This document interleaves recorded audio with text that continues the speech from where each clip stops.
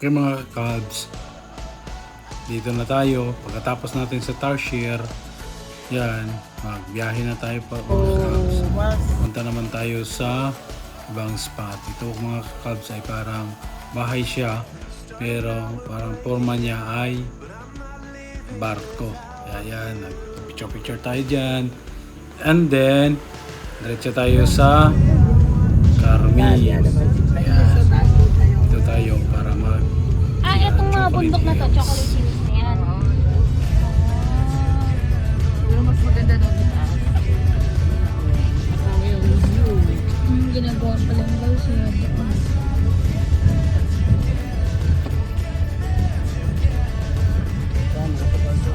Summer, makita mo yung kung magbe-brown siya pag summer.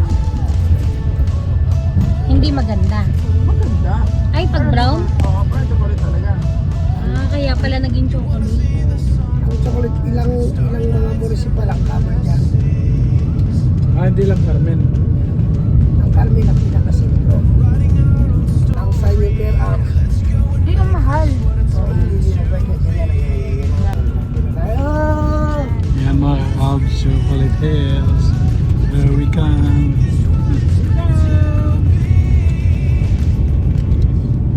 Akyat na tayo sa Chocolate Hills mga Cubs. Buti accessible na siya, no? yung isa, pinasirado na training yun, di ba? Nag-swimming pool. Dito sa Yan, look. Ay, wow! Yan, sabi ko sa inyo. Look. At least. Chocolate Hills. Oo, di ba? Sabi ko hindi ko na ako dyan lang, oh. Libre yun na siya, driver. Tumundo ka. Kasi ko na siya na driver, libre kasi yung driver. Ay, may mga backups. May mga SPG, mga special person. Oo, may mga yan, tayo ng ano, mga special person, yan. Ito lang, yung mga hindi ko nga sila na umuurong eh. Ay, may siya dyan.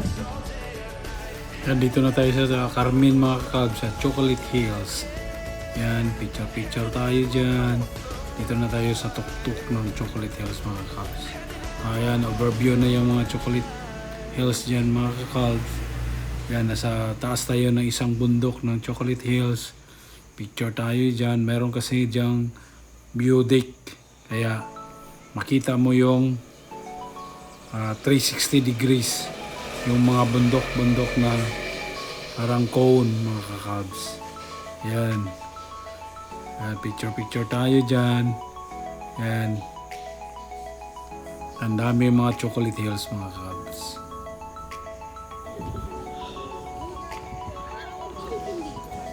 Hirap maging artista.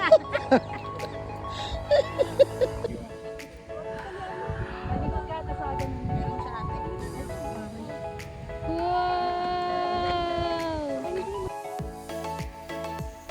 Yan, sinulit natin ang picture hanggang naabutan na tayo mga kakabs ng sunset.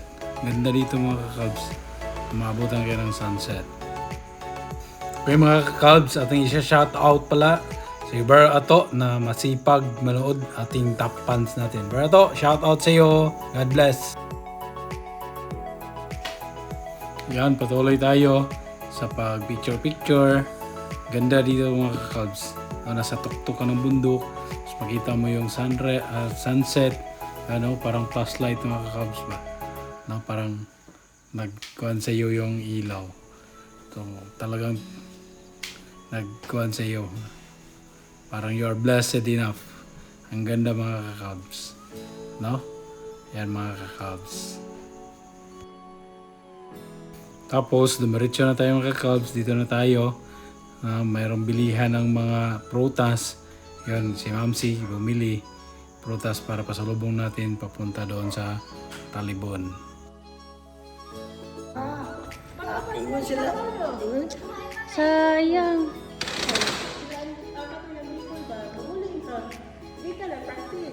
Oh, sayang. Iwan sila. Si Paano, magbuwas.